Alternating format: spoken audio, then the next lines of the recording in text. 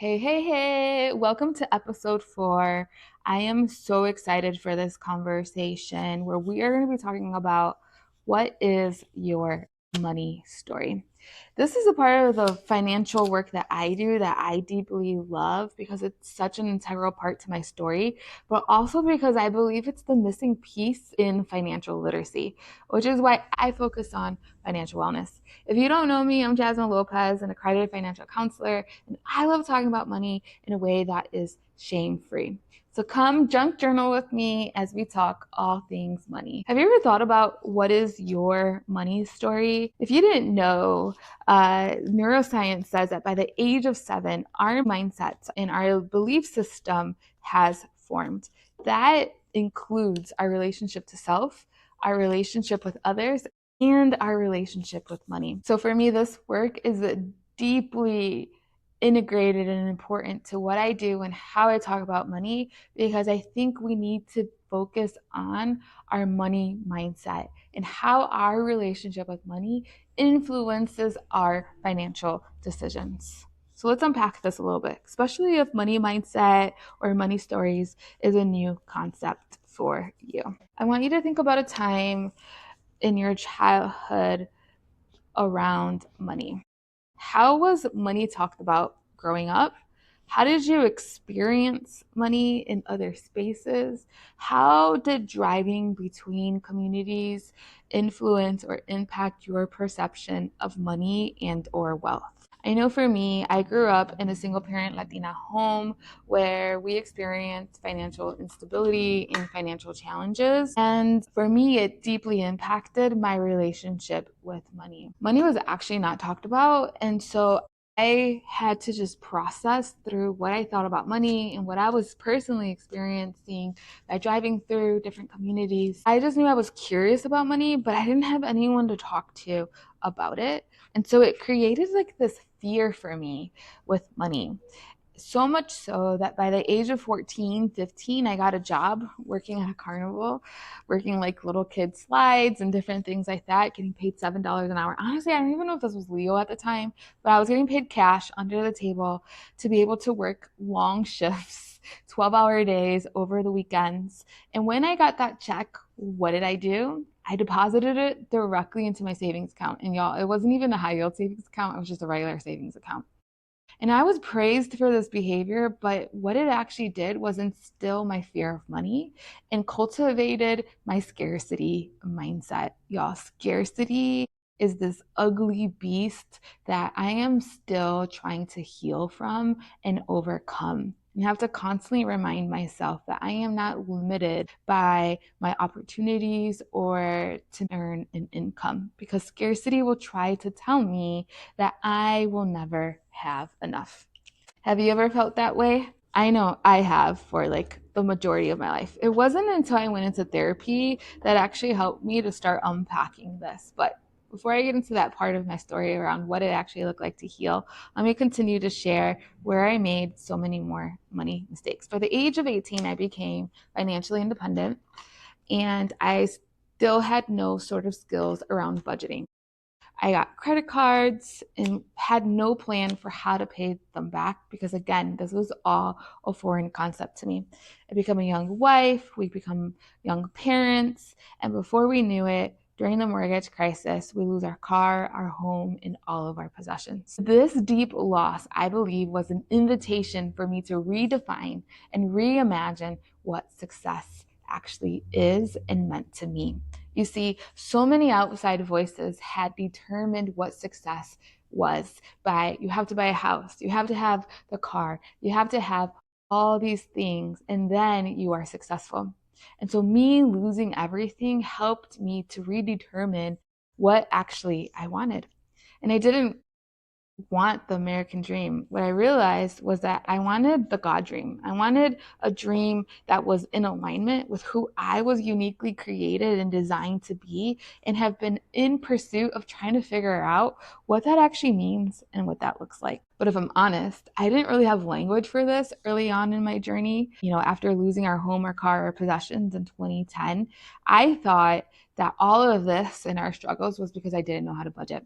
So for the first like 6 years, I focused on budgeting. I went to workshops, I participated in different things. I made an Excel spreadsheet and was like, I'm going to figure this out. I had no language for what it meant to be low income or to be underpaid and underemployed.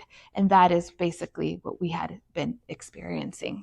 Then about year 7, 2016, I remember being like, okay, I'm an excellent budgeter and we're still struggling. We had grown our family, had made some progress, even bought a new home again after paying off all our student loan debt, and still felt like there was like this disconnect between what I knew about money and what I believed about money.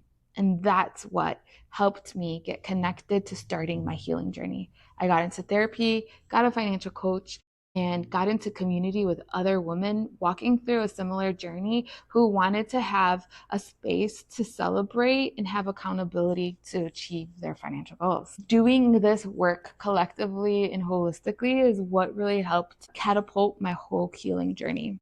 In therapy is where I began to gain the understanding and the knowledge around the things I had experienced in my childhood, and also in how losing my home is a form of financial trauma and what that meant and how it impacted me. My therapist did an amazing job to help me learn how to reconnect with self because I had learned how to disconnect for so long.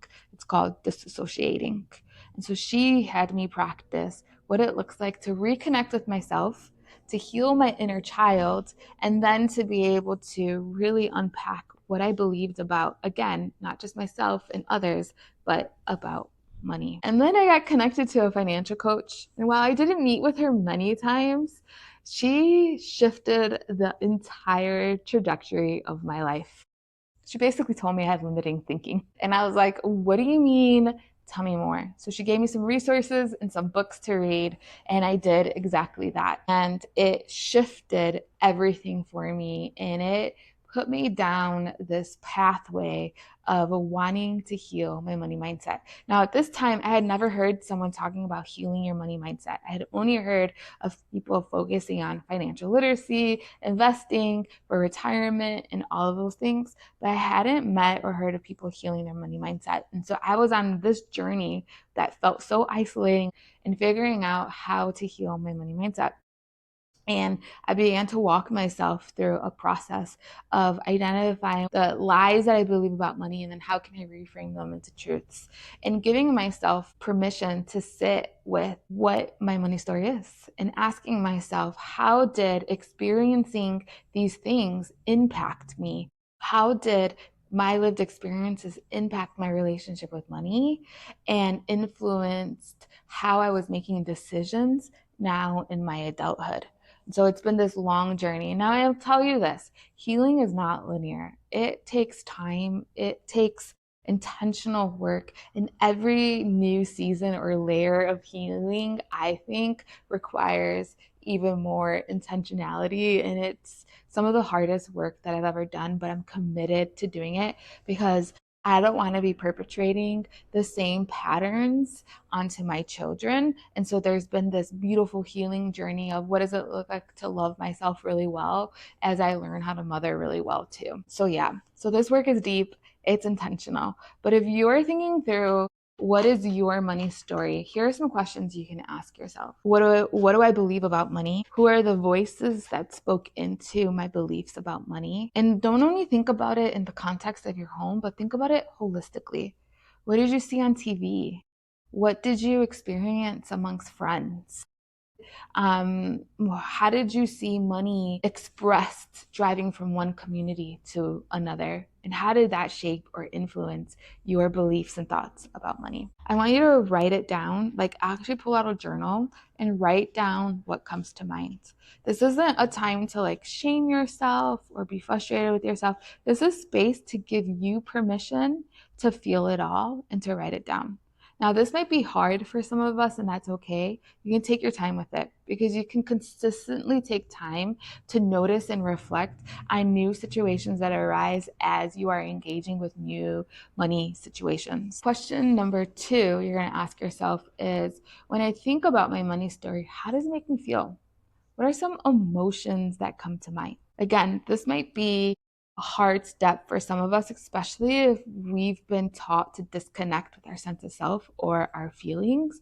And so you can use a tool called a feelings wheel to help you identify those emotions.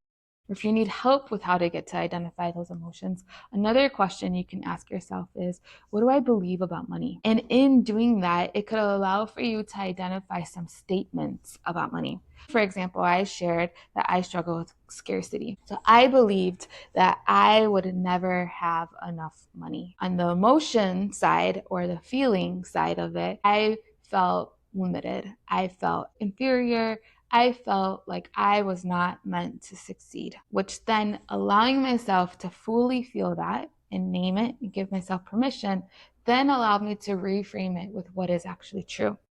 There is an abundant amount of ways to earn an income and to achieve success, where my identity and my worth is not tied to how much money I have, but rather that money is a tool that I can use to create an impact, not just an impact in my life, but in the lives of my loved ones and in my communities. The third thing I did to help heal my money mindset was I started a community. I knew I couldn't do this work alone. And so I gathered some other women in my life that I knew were on their own financial journey, reached out to them and said, hey, if we started like a simple Facebook group, would you be interested in sharing wins and your goals every month?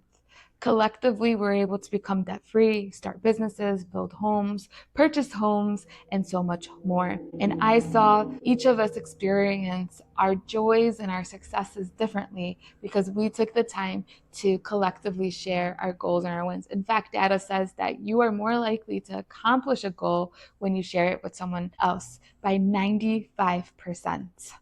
So, friend, I hope you'll take some time to unpack your money story. Do this internal work. Remember that healing is not linear, and don't do this work alone. Get in community. Start working with a therapist, and if you can, work with a financial counselor or even a financial therapist as well, who can partner with you as you do this healing work. Until next time, let me know what questions you have. I'm here to support, and thanks for junk journaling with me.